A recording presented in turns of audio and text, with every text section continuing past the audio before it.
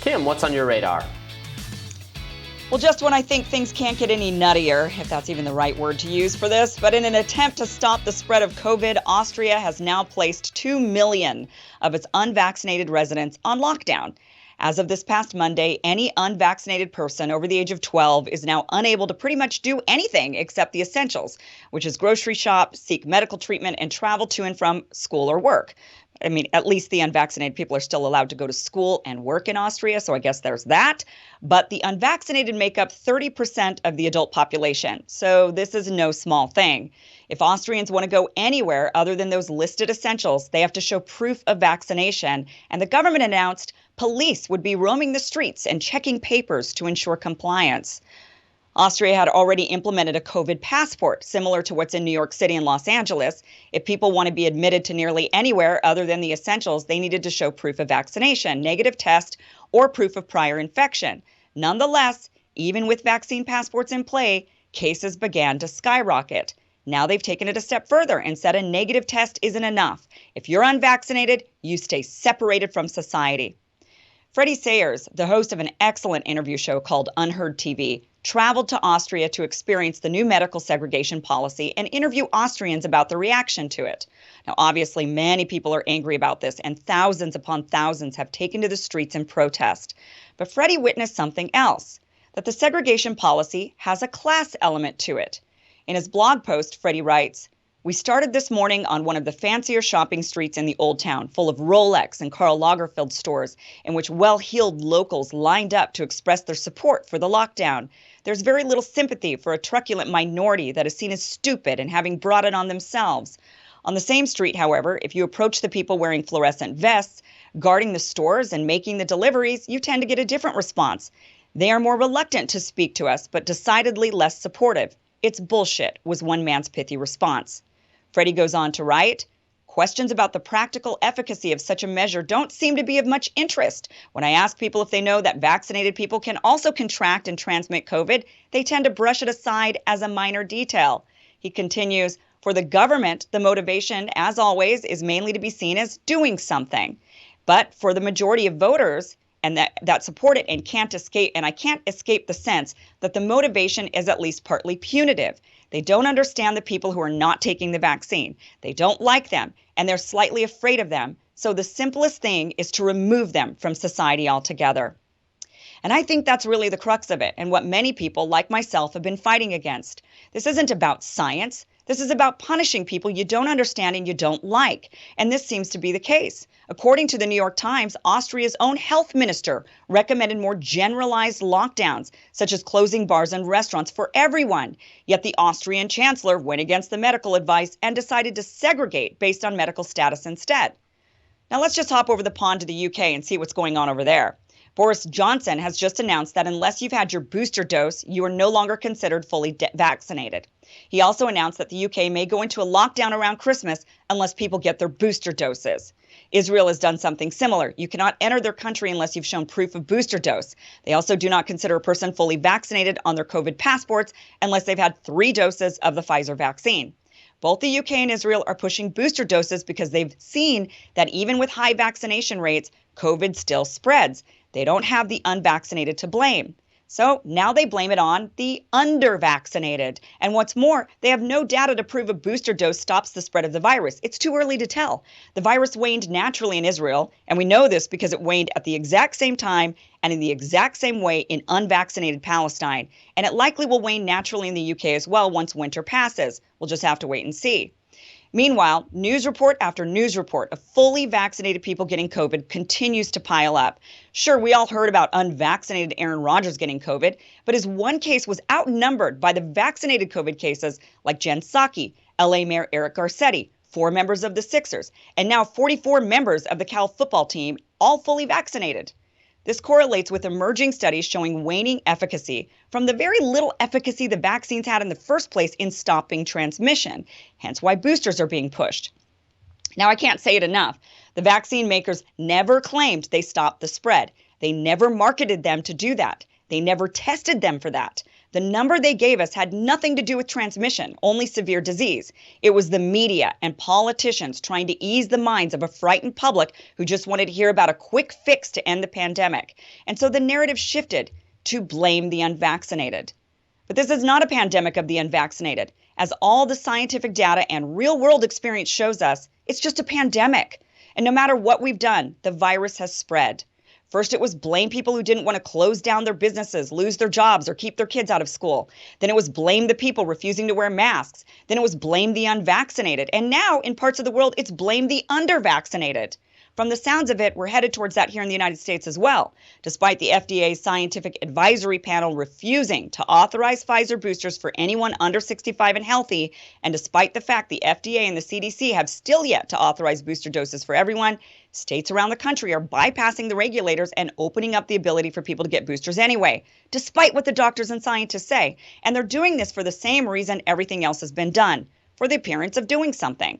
But that appearance of doing something is leading us to an extremely divided, hostile society. And now we have Anthony Fauci coming out saying vaccinated family members can safely get together for Thanksgiving, implying unvaccinated need to be segregated. And so now many families, like mine, are having two Thanksgivings, one for the vaccinated, one for the unvaccinated, even though practically everyone in my family has already recovered from COVID. It makes no sense, but people still, for whatever reason, listen to this guy. So what am I going to do? Separating, segregating, pointing the finger, demonizing. Is this really what we want to do? Is this who we really want to be? Every single society who has segregated others felt like they had a really good reason to do so. They did it to protect themselves, their families, and their communities. And in every single case, they were wrong. And there's really good chance, in fact, there's data to back this up, that we're also wrong about this. Now, I just want to emphasize, that as time has gone on, we've, of course, learned a lot more. And the most recent studies have shown us that if you're vaccinated, if you're fully vaccinated, at the peak of your vaccine working, you have a 25% chance of catching COVID compared to an unvaccinated person who has a 38% chance of catching COVID. But that 25%, week by week by week, it goes up and up and up to, by the time 12 weeks pass, you're pretty much the exact same. Now, most people that I know got their vaccines back in February through April. And so at this point, I don't understand why people like Fauci come out and say, separate up, vaccinated over here, unvaccinated over there, apparently. Why Austria decides to say vaccinated people only can enjoy their lives. Why we're continuing down this divisiveness. It doesn't make scientific sense to me. So, look, the vaccine is helping people survive. That's absolutely the case. If you want to survive COVID, get the vaccine. If you're older, if you're frail. But to do it this way, for Austria to do what they're doing, this is crazy. Well, and that argument should be good enough for most people to want to get the vaccine. Look, it may be the case that everybody gets this thing eventually. The Delta strain is very contagious. And if you get it, probably people of all ages are going to wish they had the vaccine when they do get it. Now, that said, I agree with you completely that forcing people, pressuring them to do it, having a two-tiered society doesn't make any sense. Even if if you're someone who agrees with this approach, which I don't think any of us agree with it, any of us here agree with that approach. What about next time that the government has some reason, some rationale to be like, well, only this category of people, only this class of people can do this thing. Do you really trust the government? I'm talking to you, a theoretical person who supports what's being done with COVID. Would you really trust the government to get it right on some other issue? What about immigration? What about people of a certain political persuasion? What about minorities, people, crime-prone communities, all the other things that we think our government and other governments are not do not handle well or engage in an inequality? Why would you trust them to have this authority? So that, it's a slippery slope argument, but slippery slope arguments are often right because there often is a slope that is being slipped down. So that's an additional argument I think people should consider. Yeah, like governments are reluctant to give up power that they obtain. Right. So if they do get this power to enforce lockdowns on particular groups of people, but not other groups of people, then it does raise the question of what they're going to do next time. And so, I think this extreme approach is could very much backfire, long run. I don't know about the 38% and the 25%. I've seen a lot of data that suggests that if you're unvaccinated, you're 7 to 10 times more likely to get COVID, and that's aside from what Kim rightly said about severe illness and death being drastically reduced if you take the vaccine. I do think, Kim, you're right that a lot of this is becoming political, organized around class politics, and a lot of it is personal anger that is fueling that politics, because you have a large group of people, many of them who are like, look, I saw that there were side effects with this vaccine, and I decided to take the risk for the broader community, for the public good anyway, so that we could end this pandemic. Other people saw those risks and said, no, I'm going to let other people take those risks. And so those other people now want all of the same privileges and freedoms that I have from having taken this risk. So I understand that anger, but policy made out of anger, I think, is never productive.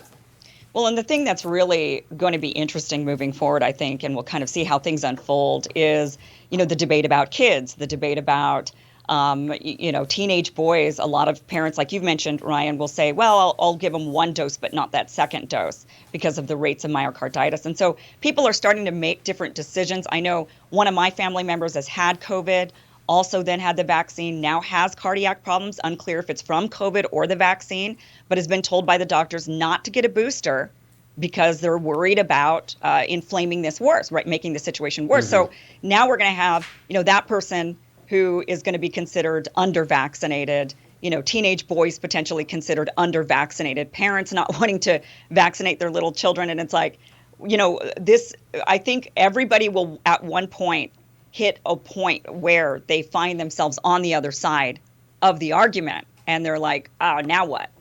And that's where the whole thing really does break down, and there needs to be less compelling people to do one thing or the other, because how many booster shots will it be before you're considered fully vaccinated, which is we've pushed people enough. Now everyone who wants to be as maximally protected as they would like to be can be, and they can make that choice for themselves, and we kind of have to learn to live with it at that point. Yeah. But we'll have more Rising right after this.